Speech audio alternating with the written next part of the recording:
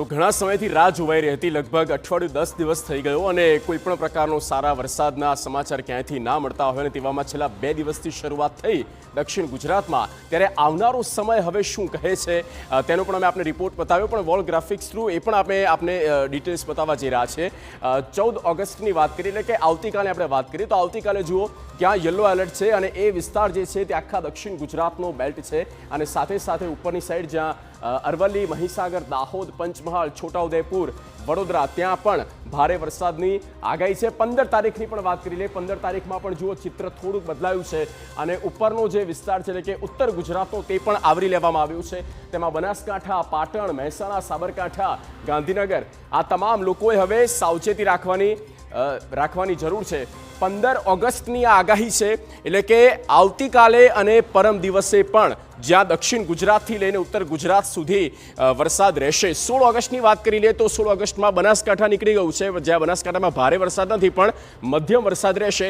બાકીના જે વિસ્તારો છે મહેસાણાને છોડીને, પાટણને છોડીને એ તમામ વિસ્તાર જિલ્લા જે છે સાબરકાંઠા, અરવલ્લી, મહીસાગર, દાહોદ, છોટાઉદેપુર, પંચમહાલ, નર્મદા, તાપી, ડાંગ, સુરત, નવસારી, વલસાડ, વાપી તાલુકો એ તમામ જિલ્લામાં 16 ઓગસ્ટે પણ અતિ ભારે વરસાદ. યલો એલર્ટ આજ સૂચવે છે કે ભારે વરસાદની માટે તૈયાર રહેવું પડશે. 17 ઓગસ્ટની પણ વાત કરી લઈએ કેટલોક ફેરફાર થયો છે અને તેમાં સૌરાષ્ટ્રનો જે આ લો લાઇન્સ એરિયા છે એટલે કે તટીય જે જિલ્લા છે તેમાં ભાવનગર, અમરેલી અને ગીર સોમનાથ આ 3 જિલ્લાનો અહીંયા સમાવેશ થાય છે.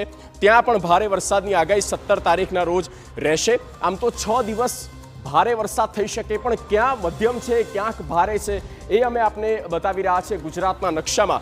ત્યારબાદ વાત કરીએ 18 ઓગસ્ટની પણ વાત કરી લઈએ તો 18 ઓગસ્ટમાં જુઓ કેટલાક જિલ્લાનો ઉમેરો થયો છે અને તેમાં કયા જિલ્લા ઉમેરાયા છે તો એ છે અમદાવાદ, બોટાદ જિલ્લો ઉમેરાયો છે, ગાંધીનગર છે, આ ઉપરાંત પાટણ, મહેસાણા આ એ જિલ્લા છે જ્યાં 18મી ઓગસ્ટે ભારે વરસાદની આગાહી છે. દક્ષિણનો તો આખો પટ્ટો છે જ અને ઉપર સાબરકાંઠા, બનાસકાંઠા, અરવલ્લી સુધી ભારે વરસાદની આગાહી આપવામાં આવી છે. તો આ આવનારો જે સમય છે અને 19 તારીખ એટલે કે એ અંતિમ જે દિવસ, છઠ્ઠો દિવસ જે આપણે કહીએ આગાહી મુજબ, અને તેમાં પણ કેટલોક ફેરફાર થયો છે. સૌરાષ્ટ્રના કેટલાક જિલ્લા ઉમેરાયા છે. જુઓ સુરેન્દ્રનગર જિલ્લો છે, રાજકોટ છે અને જૂનાગઢ છે, ગીર સોમનાથ છે, ત્યાં પણ ભારે વરસાદ થઈ શકે. ગીર સોમનાથમાં આ વખતે ખૂબ જ ઓછો વરસાદ થયો છે.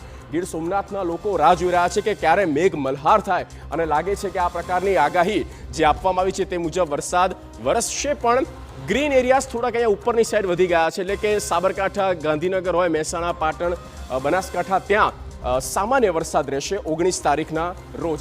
તો આ આપને ઓવરઓલ અમે આપને ફોરકાસ્ટ બતાવ્યું છે કે આવનારા 6 દિવસ જ્યારે એ આગાહી આપવામાં આવી છે એ 6 દિવસ દરમિયાન ક્યાં છે ભારે વરસાદ, ક્યાં છે અતિ ભારે અને ક્યાં છે મધ્યમ વરસાદ.